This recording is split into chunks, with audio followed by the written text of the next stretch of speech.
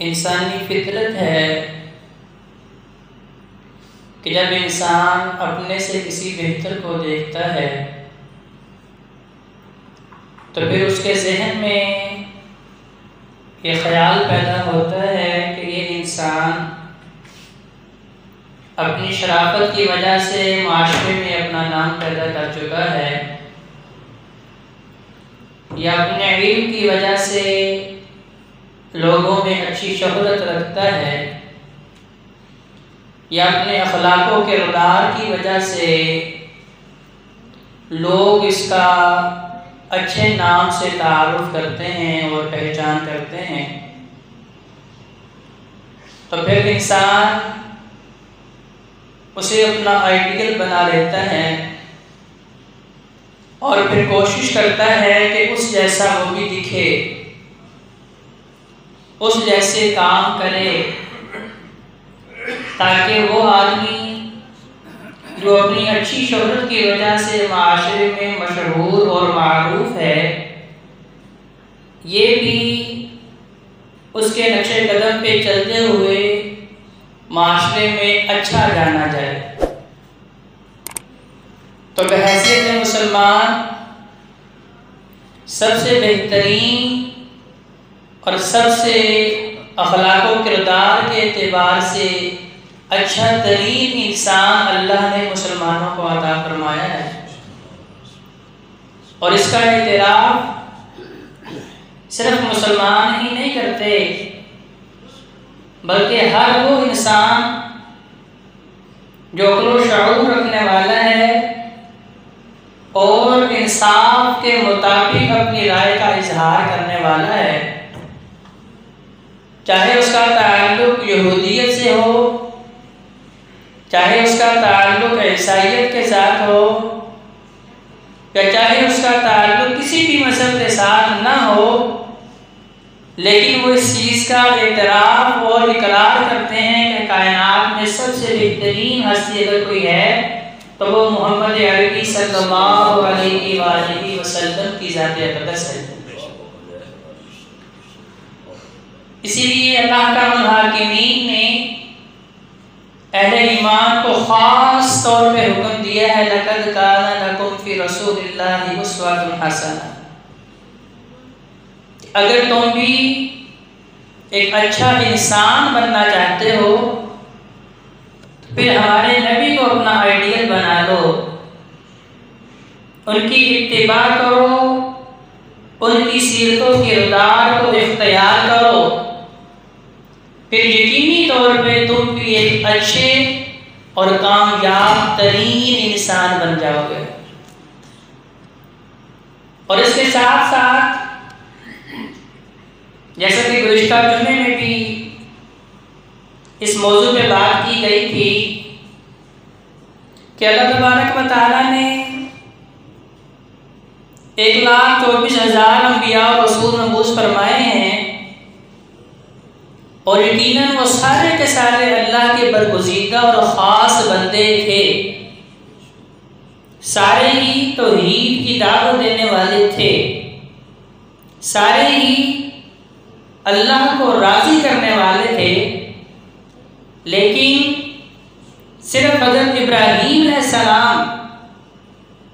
जो अल्लाह के खलील बनने का लक़ब हासिल कर चुके थे, उनका तज़किरा अल्लाह ने कुरान मजीद में बार बार करके नबी अलैहिस्सलाम को बताया कि इनकी सीरतों किरदार को आपको भी समझना होगा, और नबी अपनी उम्मत को बताइए कि इनकी इत्तिबा भी आपकी इत्तिबा के साथ साथ आपकी उम्मत को करनी होगी। तो इसका मतलब ये है कि इब्राहीम अलैहिस्सलाम जिनके ऊपर पूरे अरब को इत्तेफाक था, यहूदियत कहते थे कि हमारे नबी हैं, ईसाईयत वाले कहते थे हमारे नबी हैं, तो अल्लाह का हाकिमीन ने कुरान मजीद के अंदर इस बात की भी वजाहत कर दी कि ना वो यहूदी थे,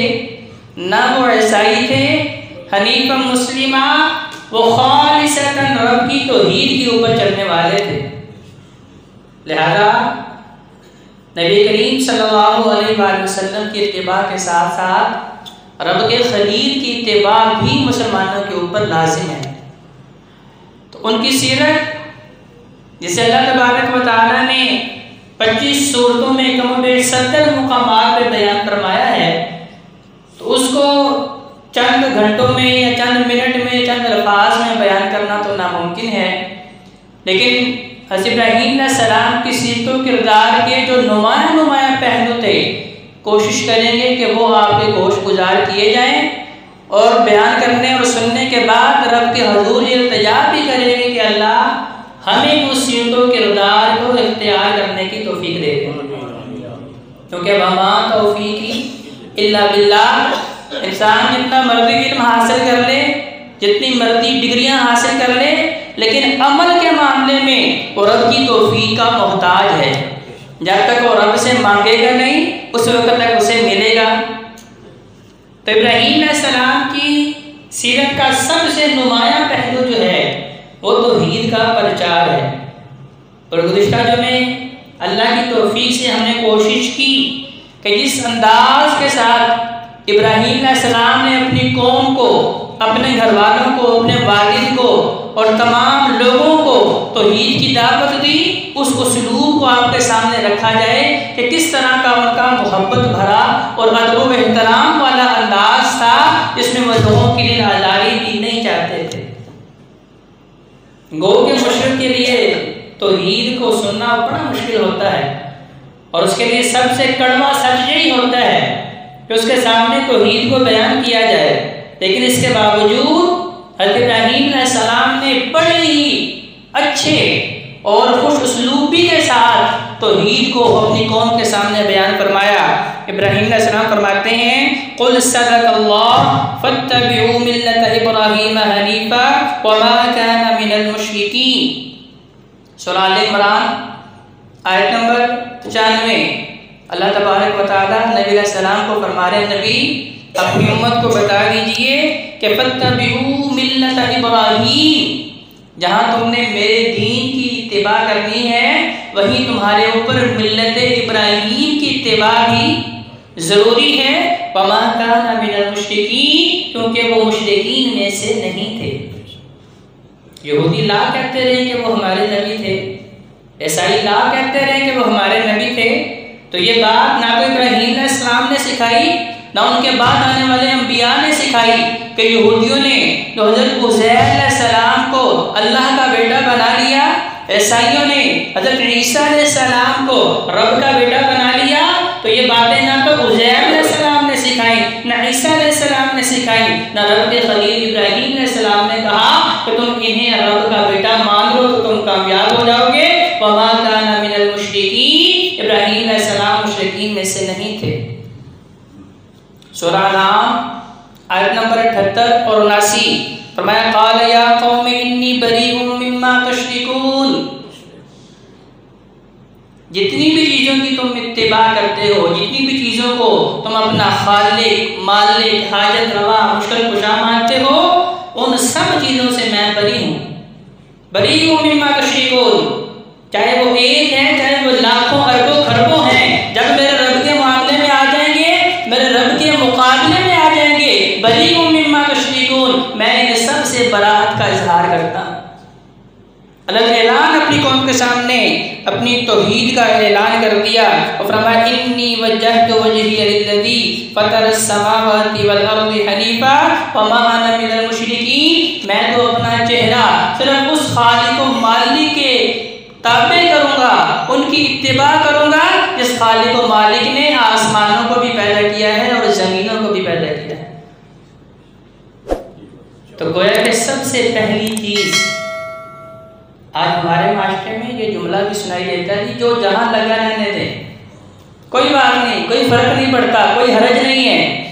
ज़ाती जी का हरज नहीं था तो इब्राहीम अलैहिस्सलाम को आतिश नमरूद में क्यों कूदना पड़ा? इब्राहीम अलैहिस्सलाम को सारी कौम की मुखालफत क्यों मोल लेनी पड़ी? इब्राहीम अलैहिस्सलाम देख भी रहे हैं कि आतिश नमरूद इसे कई महीने लगा के जलाया भड़काया गया है, जो बज़ाहिर नजर आ रही है, उसके अंदर अगर हजारों इंसानों को भी फेंका जाए तो आनन फानन आग जला के राख कर देगी। लेकिन इसके बावजूद उन्होंने समझौता नहीं किया, मसाले रिसालत का रास्ता इख्तियार नहीं किया, क्योंकि नबी करीम सल्लल्लाहु अलैहि वसल्लम को भी रब ने अपने खलील का तरीका